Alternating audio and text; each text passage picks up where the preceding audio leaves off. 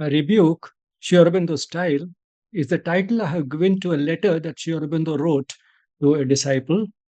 Sri Aurobindo went into seclusion in 1926. He stopped meeting people.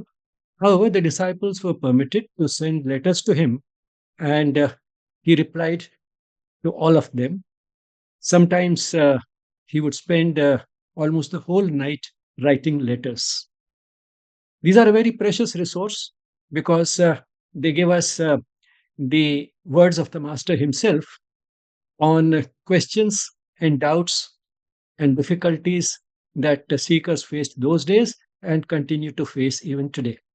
Now let's turn to today's letter. Sri Aurobindo says, the fact that you don't feel a force does not prove that it is not there. The disciple is apparently referring to the higher force, the force of the divine, that he does not feel. But then Sri Aurobindo tells him that the fact that you don't feel the force does not prove that it is not there. It applies not only to the force, but to any force which one may not feel.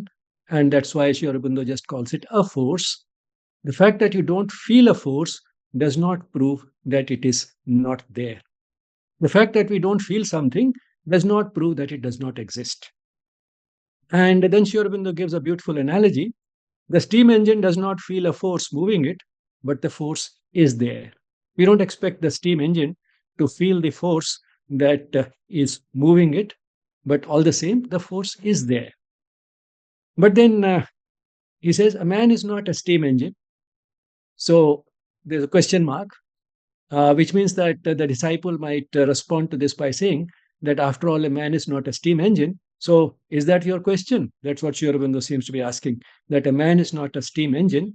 But then Sri Aurobindo says that the answer to that sort of a doubt or a question would be, he is very little better. He, referring to human beings, a man, he is very little better, very little, which is even less than a little. So Sri Aurobindo doesn't say he's a little better, he's very little better. Means just a shade, just a wee bit better than a steam engine. And why?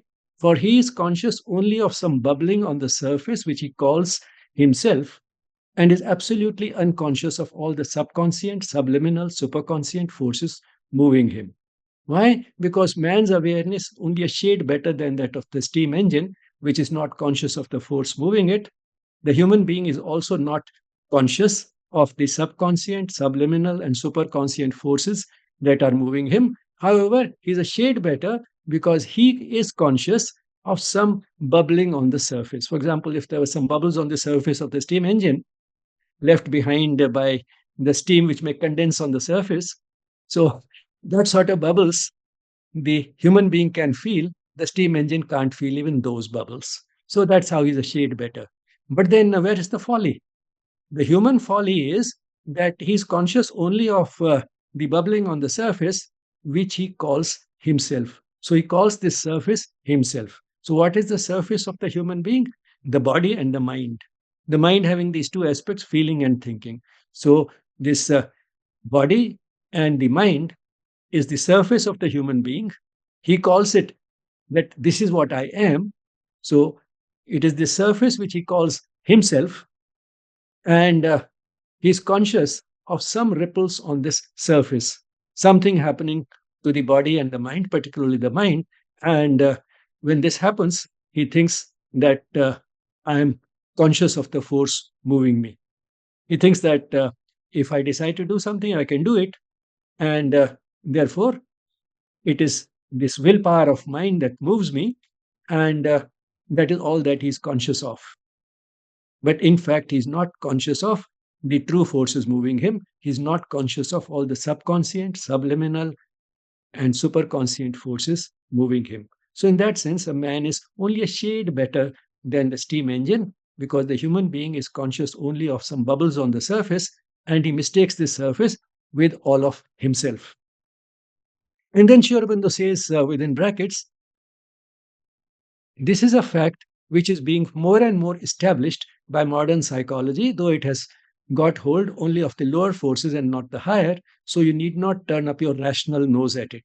It seems the disciple is a rationalist, a scholarly person who places reason on the highest pedestal.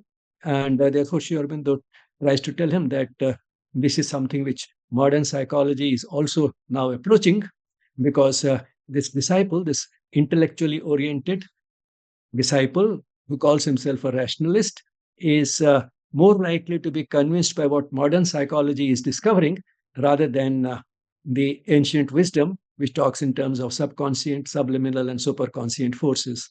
Now, what are these forces? Subconscient or the subconscious is what we have inherited from our evolutionary past, from our previous lives, and maybe a bit of what happened to us in this life, but we have forgotten. So, all this remains under the surface. We are not conscious of it. And therefore, in that sense, it is subconscient. It is below the level of our consciousness. We are not conscious of it. A lot of it that came to us from the evolutionary past, the animals and the other beings that preceded us in the evolution on the evolutionary scale, quite a bit of it we have brought in us. Then we have had lives before this one. We brought quite a bit from there that also remains under the surface. And quite a bit of what happened even in this life, we have completely forgotten. It is hidden somewhere in some dark corner, but we are not very conscious of it. So, all this is the subconscious. Subliminal is the possibilities yet to evolve. Those are also hidden somewhere, but they have not yet been expressed in human beings. At least in a given individual, it has not been expressed beyond a certain point. The possibility is that either through the normal course of evolution, some of these things will manifest as evolution goes on. But even in human beings, if the person makes an effort to evolve, chances are that some of what is stored in the subliminal, which the person is not conscious of now, will emerge and enter the field of consciousness. And what is superconscient? Superconscient are those forces which are completely beyond and much above any of the principles that have evolved so far. What has evolved so far are the physical, the vital, that is the uh, force that is behind the impulse of life, not only the capacity to live, but also the urge to live. And with it are associated all the likes and dislikes and passions and emotions and so on. So that is the vital. And the mental, that is the intellectual part of the being. So the physical, vital, and mental are the principles in evolution that have already evolved. But then there is a higher principle than any of these, which is yet to plant itself firmly on this earth and manifest in sufficient numbers. It has descended in 1956, as the mother told us, but those forces are yet to manifest on a large scale in the human race. So that also is below the level of our consciousness. So in that sense, this is also unconscious or subconscious. And this is a fact which is being more and more established by modern psychology, though it has got hold only of the lower forces. Lower forces means the subconscient.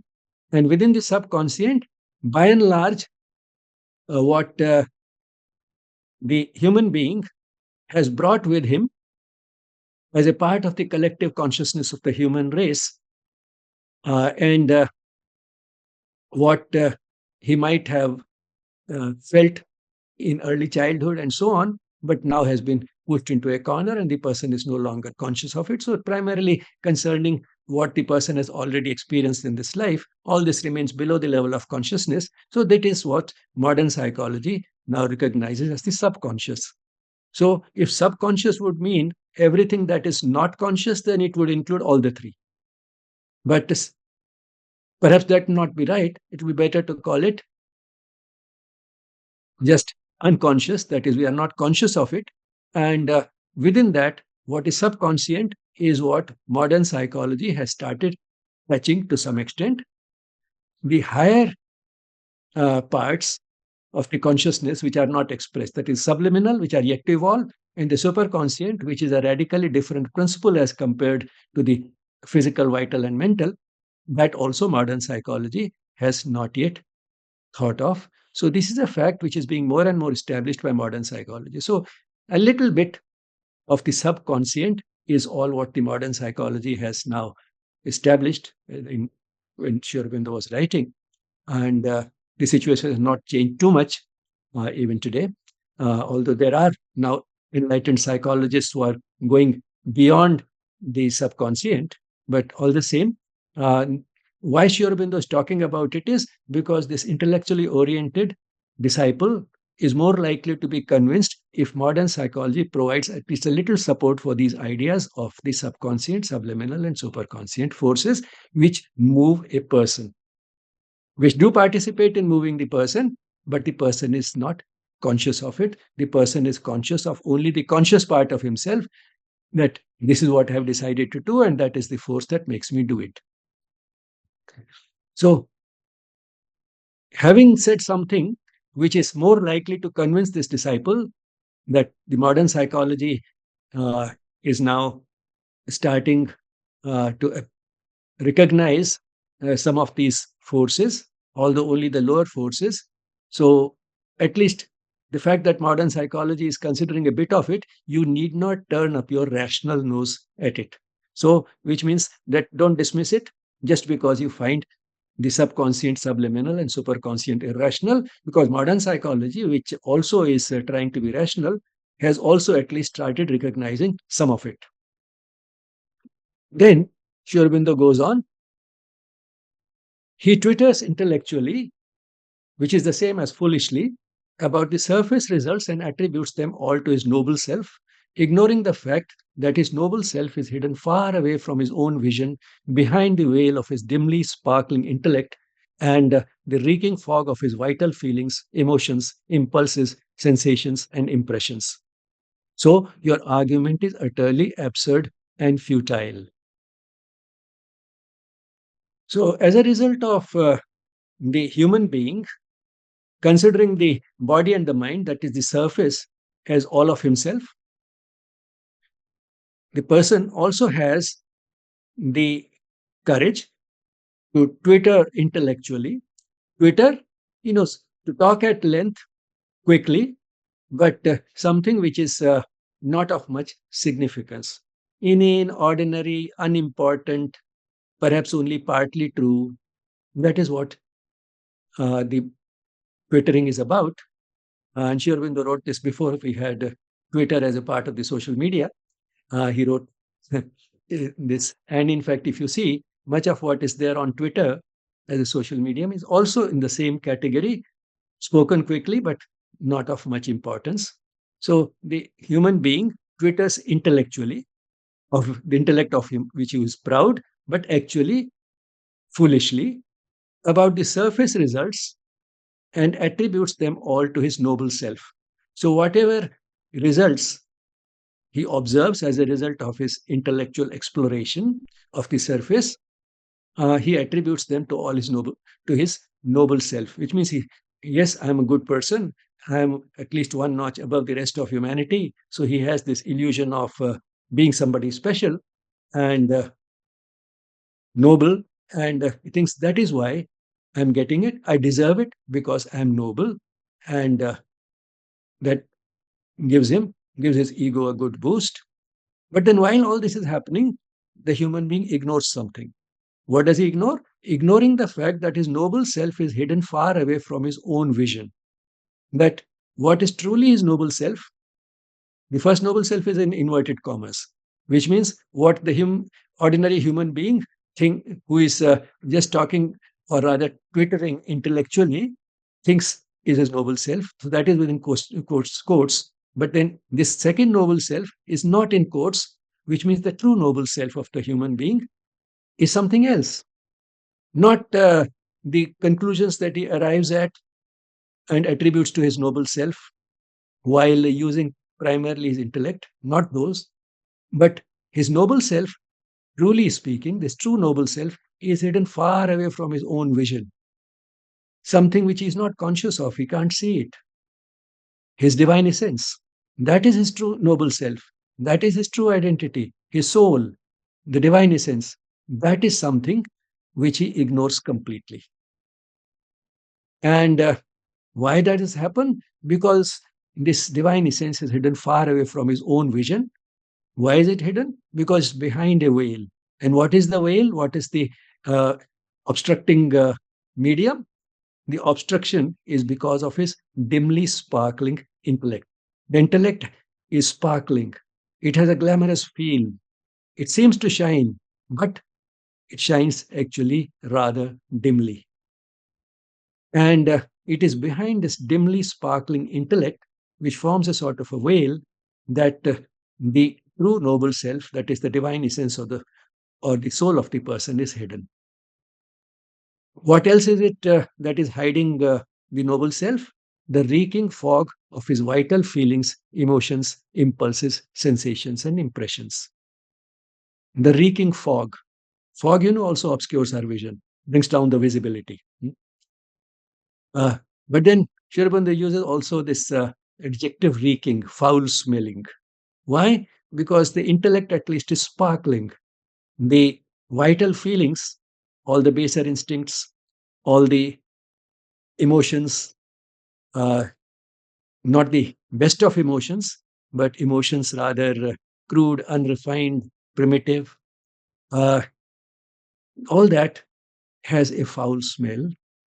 And it is these vital feelings, emotions, impulses, sensations, and impressions which create a reeking fog, a foul smelling dark haze through which it is difficult to see the true noble self, that is the soul.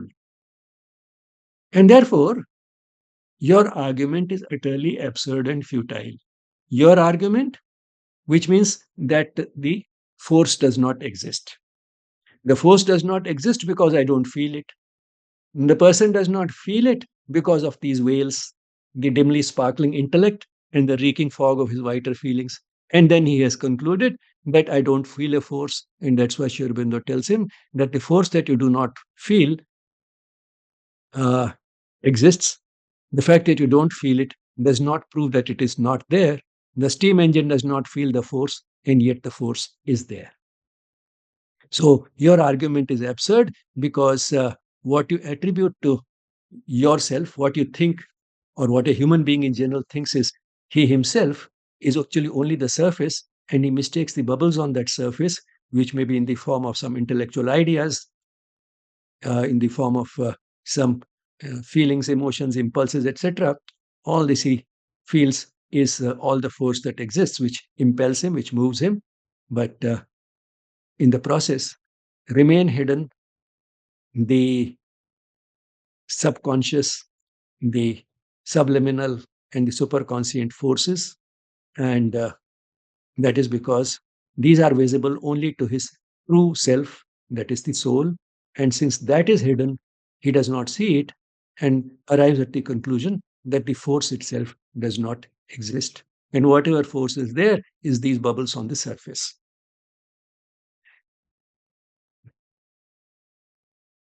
Then Sri Aurobindo goes on to what the aim of integral yoga or spiritual life is. Our aim is to bring the secret forces out and unwalled into the open so that instead of getting some shadows or lightnings of themselves out through the veil or being wholly obstructed, they may pour down and flow in a river.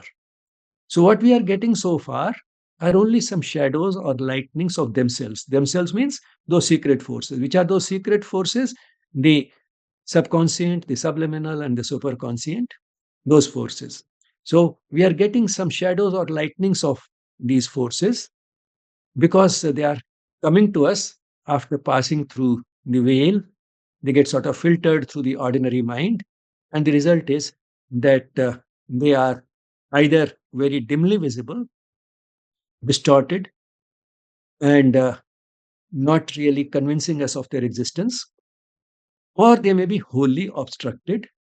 Instead, the aim of integral yoga or spiritual life, as Sri Aurobindo saw, is to bring out these secret forces out of the unwalled, that is, out of this prison, out of this cage where these forces seem to be locked up within us, into the open. So that instead of just these shadows or lightnings, they may pour down and flow in a river. So that is the type of change that one expects. But then he cautions, to expect that all at once is a presumptuous demand which shows an impatient ignorance and inexperience.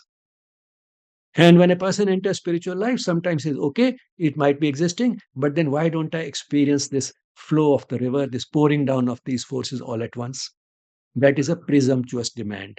A demand which is self centered, a demand that puts the person at the center of the universe. And he says, well, now that I've started believing in it, I've developed some faith in these forces, why don't I see them?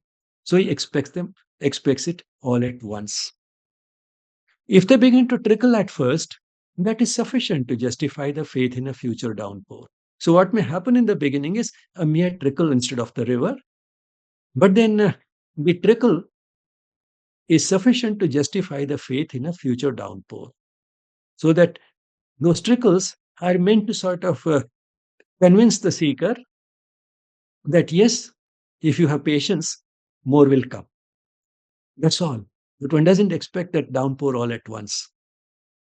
And then Sri Aurobindo tells this disciple, you admit that you once or twice felt a force coming down and delivering a poem out of me. So, in quotes, this is what the disciple has written, that he did feel some sort of force coming down and that delivered a poem. The person thought I was not really a poet, but yet a poem emerged out of me because of some hidden force. So he did feel the force a bit, but then just see in the next few lines how this person has a tendency to dismiss the force in spite of having felt it. And how Sri Aurobindo counteracts that. Your opinion about its worth or worthlessness is not worth a cent. That is for others to pronounce. So perhaps this person is trying to dismiss that force by saying that, yes, I did feel a force which delivered a poem, but the poem is in fact worthless. So, what sort of a force, a higher force can it be which can deliver out of me only a worthless poem?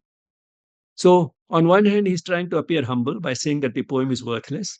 On the other hand, he feels that since the poem is worthless, the force could not have been really significant. Although he did feel the force, he wants to dismiss it by calling the poem worthless. But then Sri Aurobindo tells him that your opinion about its worth or worthlessness is not worth a cent. It doesn't mean a thing. That is for others to pronounce.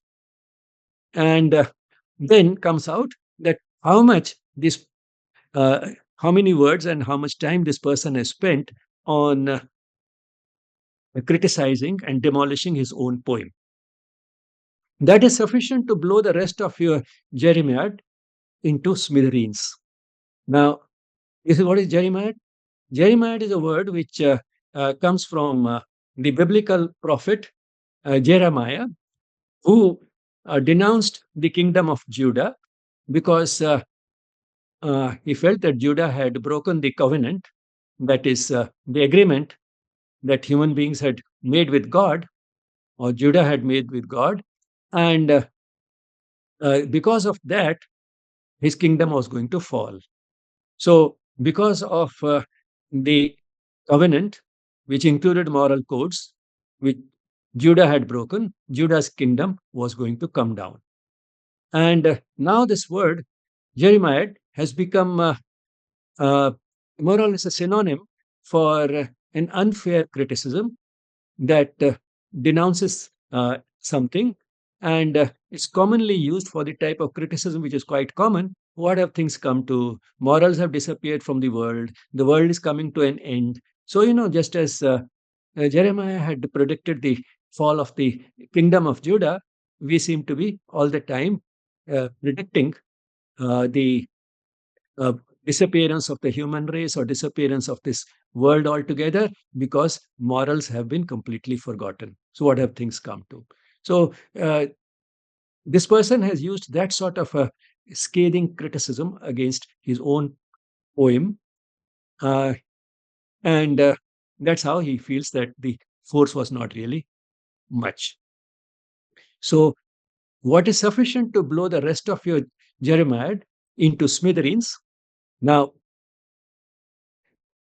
uh, which means all the rest of your criticism, all that long criticism which perhaps the disciple has gone into, loses its value altogether. It's just demolished. The criticism is demolished. Why? Because that's based on your opinion. The criticism is based on your opinion, and your opinion is not what matters. It's not worth a cent. It is for others to evaluate the poem. So, since your opinion doesn't matter, your long criticism, which denounces it, also doesn't matter. And while you might have felt only a bit of the force, that was a trickle. And once again, Sri Aurobindo repeats that it is the trickle that gives assurance of the possibility of the downpour. So the fact that the disciple felt the force should actually generate in him some faith that some force which can use us as a channel, or for which we can be a channel rather, uh, that sort of force does exist. But because we obstruct that force, we are not an unobstructed channel, we experience only a trickle of it. But the trickle should give assurance of the possibility of the downpour. The way this trickle manifested in this person was, firstly, he felt the force, that the force is coming. Secondly, it at least led to the delivery of a poem from a person who was not basically a poet. That much probably he has conceded. But then he feels that the force really cannot be worth much. What sort of a higher force is that which leads to such a useless poem? Uh, so, therefore, this criticism is of no use. And here Shri Aurobindo said, it proves that the force was and is there, because he did feel the force and was at work, because it led to the creation of a poem from a person who was not basically a poet. And it is only your sweating Herculean labor that prevents you from feeling it. Now, this person has probably spent a lot of effort. That is what Sri Aurobindo calls Herculean labor, sweating Herculean labor. That is labor which makes you sweat, even if it is intellectual labor. But all the same, uh, it is labor, and it is this sweating Herculean labor which has led to this long scathing criticism, denouncing the poem, and thereby indirectly devaluing the force that led to the creation of this poem. And that further you have extrapolated that because the force did not really produce much of a poem, the force doesn't exist. One has only to go on and by one's patience deserve the downpour. So now what are the solutions to this sort of a situation arising, which can arise in many of us? Uh, it happened to this disciple, it can happen to us as well. Uh, One has only to go on and by one's patience deserve the downpour. Now, or else, without deserving, stick on till one gets it. So either one has to be patient and deserve the downpour, that is, continue with the sadhana till the person deserves it, or just stick on. Stick on means be perseverant, don't give up. What's the difference between having patience and sticking on? The difference is in the flavor. Patience conveys the flavor of calm, waiting calmly, without anxiety, with eyes on the ball, not on the scoreboard. That is patience.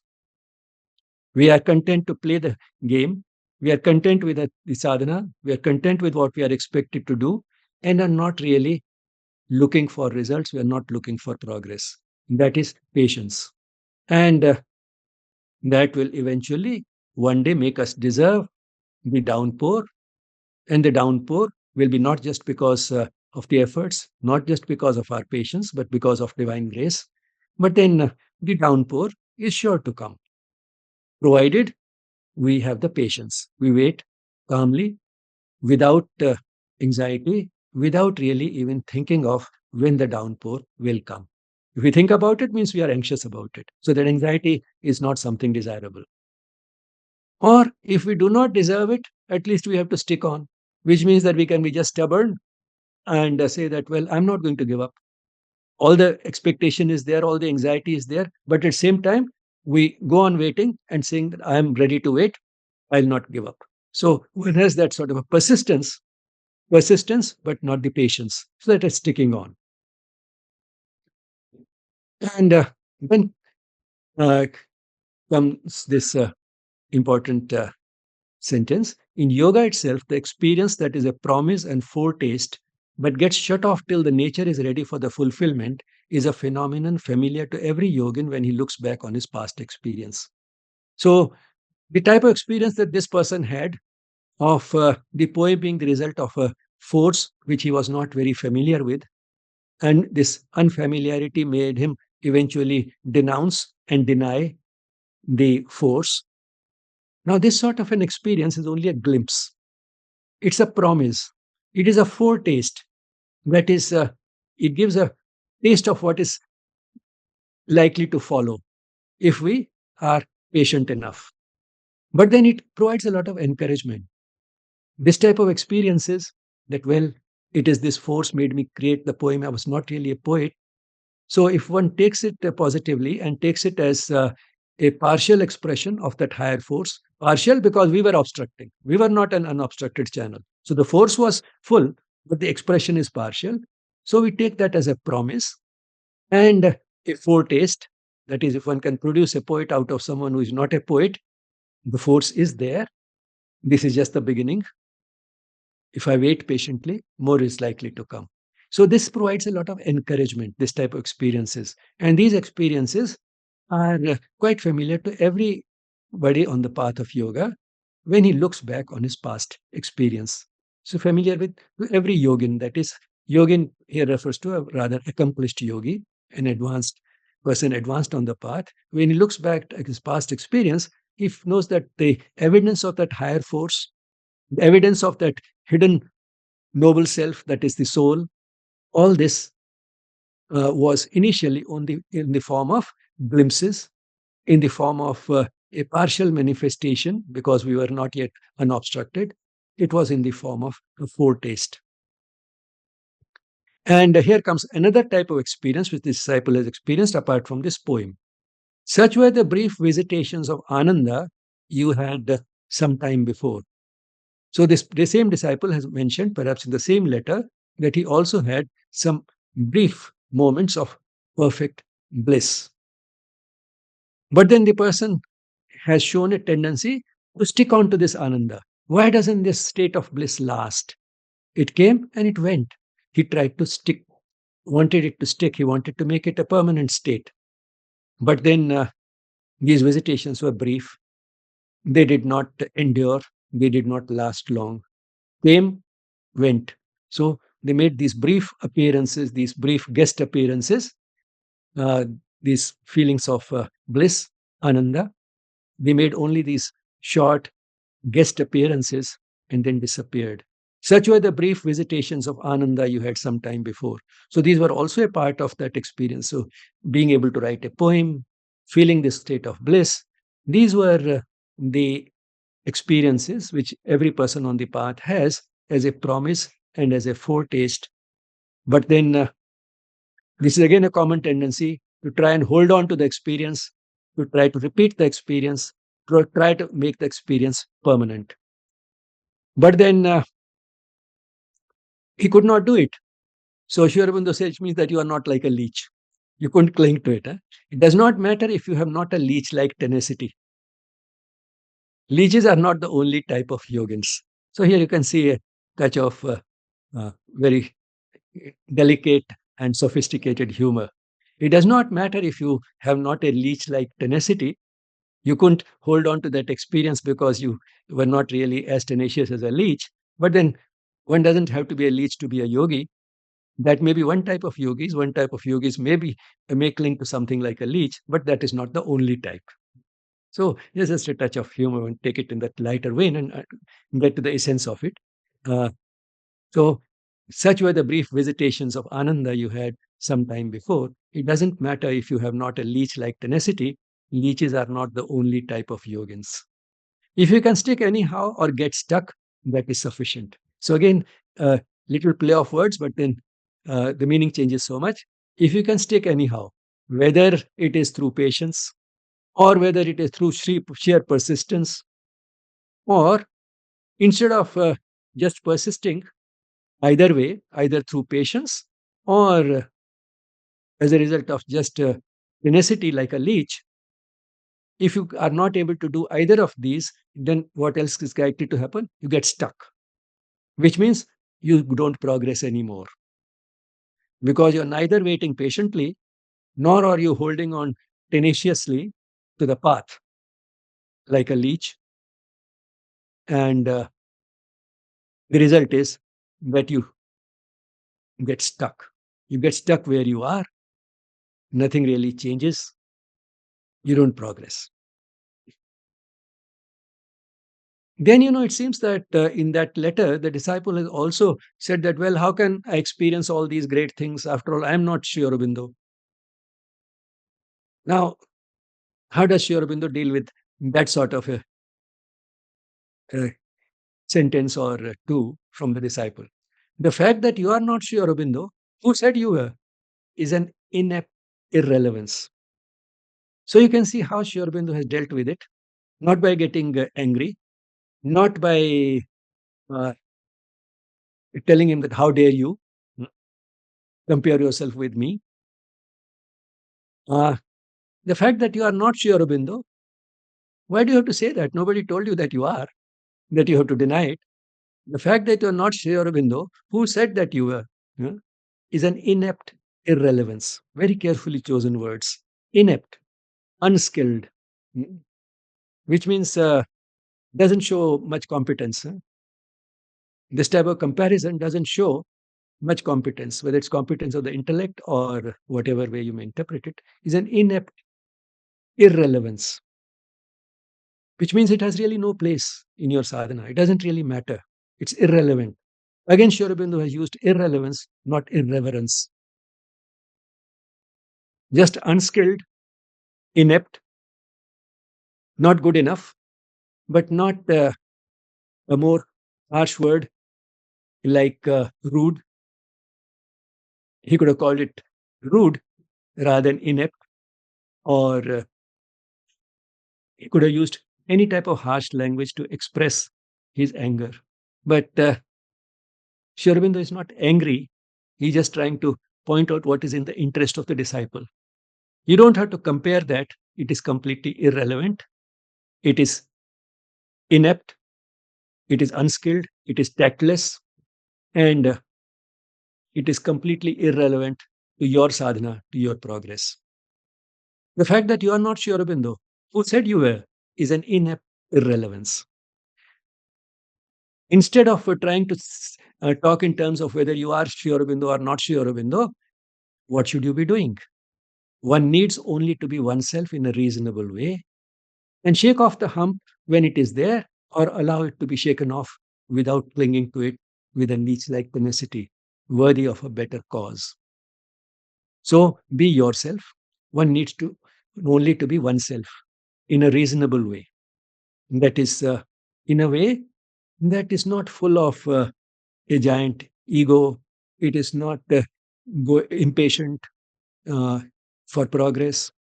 One needs to be oneself in a reasonable way and shake off the hump. The hump is something, you see, which is a burden that we carry. And the burden that we carry is that of various types of bondages, attachments, negativities, and so on.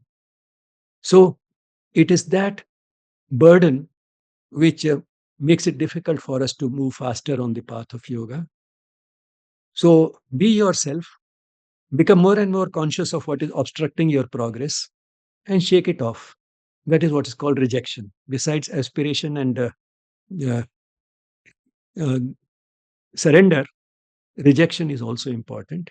So shake off the hump, reject that which is obstructing your progress, shake it off. And if you are not willing to shake it off, if you're not capable of shaking it off, allow it to be shaken off, which means enlist the help of the divine, enlist the help of the mother. Mother, I'm too weak to do it all by myself. Please help me. So, or at least allow it to be shaken off. One needs only to be oneself in a reasonable way and shake off the hump when it is there, or allow it to be shaken off without clinging to it. So don't cling to that hump. Don't cling to what obstructs. And what obstructs is not only these negativities and attachments, it is also our mistaken notions of how much the intellect is capable of, or what a bright intellect we have, although it is only a dimly sparkling intellect.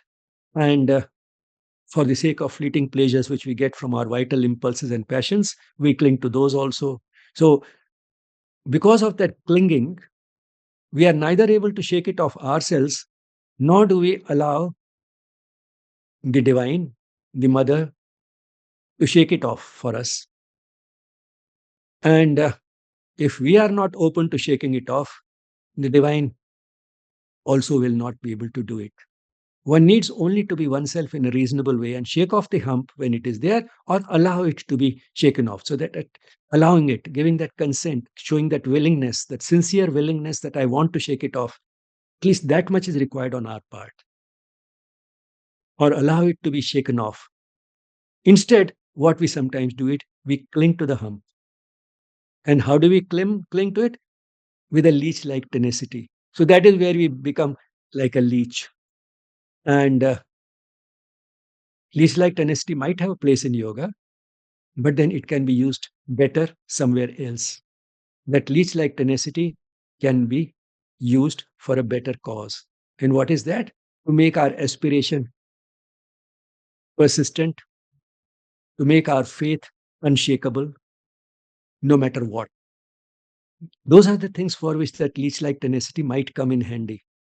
So it can be worthy of a better cause instead of using that leech like tenacity to cling to the hump, which has to be shaken off if we want to make any progress.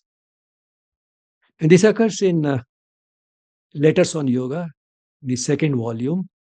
Uh, Letters on Yoga have been compiled into 4 volumes in the collected works of Sri Aurobindo, CWSA. And in those collected works, it forms for volume, uh, those collected works, uh, Letters on Yoga, volume 2 forms volume 29. And this letter occurs on pages 184 to 85. Now, let me read out the letter. The fact that you don't feel a force does not prove that it is not there. The steam engine does not feel a force moving it, but the force is there. A man is not a steam engine, he is very little better, for he is conscious only of some bubbling on the surface which he calls himself, and is absolutely unconscious of all the subconscient, subliminal, superconscient forces moving him. This is a fact which is being more and more established by modern psychology, though it has got hold only of the lower forces and not the higher, so you need not turn up your rational nose at it. He twitters intellectually, that is foolishly, about the surface results and attributes them all to his noble self, ignoring the fact that his noble self is hidden far away from his own vision, behind the veil of his dimly sparkling intellect and the reeking fog of his vital feelings, emotions, impulses, sensations, and impressions.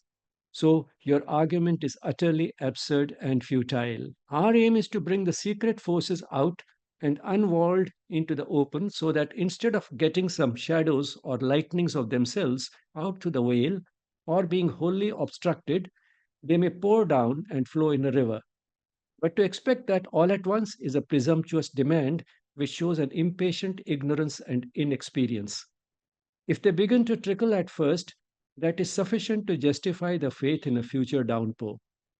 You admit that you once or twice felt a force coming down and delivering a poem out of me. Your opinion about its worth or worthlessness is not worth a cent, that is for others to pronounce. That is sufficient to blow the rest of your Jeremiah into smithereens. It proves that the force was and is there and at work, and it is only your sweating Herculean labor that prevents you from feeling it. Also, it is the trickle that gives assurance of the possibility of the downpour. So here there's a self contradiction.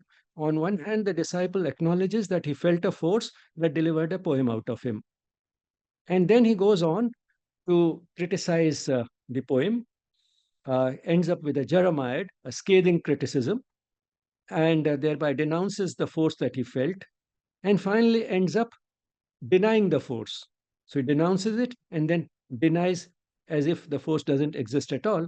That was the beginning of this letter, as Sri Aurobindo says, that just because you feel the force doesn't exist doesn't mean that actually it doesn't. Also, it is the trickle that gives assurance of the possibility of the downpour. One has only to go on and, by one's patience, deserve the downpour, or else, without deserving, stick on till one gets it. In yoga itself, the experience that is a promise and foretaste but gets shut off till the nature is ready for the fulfillment is a phenomenon familiar to every yogin when he looks back on his past experience. Such were the brief visitations of Ananda you had some time before. It does not matter if you have not a leech like tenacity. Leeches are not the only type of yogins. If you can stick anyhow or get stuck, that is sufficient. The fact that you are not Sri Aurobindo, who said you were, is an inept irrelevance. One needs only to be oneself in a reasonable way and shake off the hump when it is there, or allow it to be shaken off without clinging to it with a leech like tenacity worthy of a better cause. Now, you see in this letter a lot of false humility, humility that is insincere and only thinly veiled.